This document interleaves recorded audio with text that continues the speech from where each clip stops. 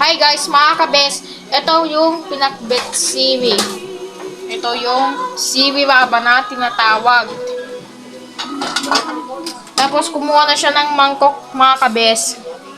And kumuha na siya ng kasiwawa, yung takip. Ayan. Para ibagay yung tiba-tibang ulam namin pa. Tsaka itakip niya. Ipakita ko guys sa inyo. Itong luto niyang recipe guys. Kundi pinakbet guys. Naman. Aray. Parang makatian ako. Nagsasawan. Noong muna. Oh. Pamaypay. Oh.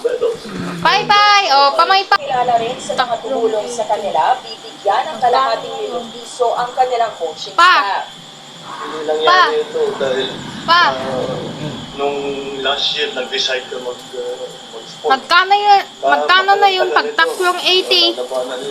Injury, yung Pa. Hindi ko rin nga po alam kung Pagtaklong 50, 150. Pagtaklong 80, 240. Yun. Lagyan ng bag. Kahit 14, mahal pa rin. Ay, 19. Ang ako. May bawang dito. Tama ba? Tama yata ito. Hindi.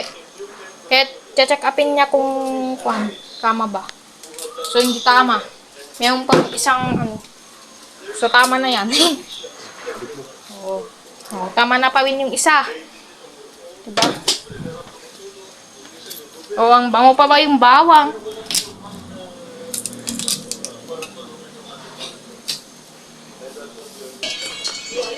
Siwe. Walang kasamang okra yan, kundi siwe lang at saka kamatis. Ganun lang ang buksan. Ang mahal na kasi daw ng mantika, 150 ng isa. Oh. Tapos, ipahin na mabuti yung apoy-apoy niya yung kulay blue. Kaya hayaan mo namang na ganyan-ganyan maggagawaw. Tapos, i-shake-shake na mabuti.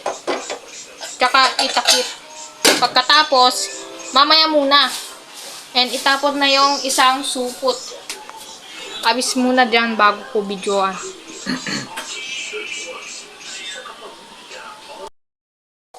Hi guys, kakain na tayong ganitong pinakbet. Ayan, andyan naman yung kabat, oh. Naginaw ka. Kina ate, buti na lang. Nasipad kanina. First time niyang naginaw, guys. Si ate. Kaya kain na tayong ganito. Buhay probinsya.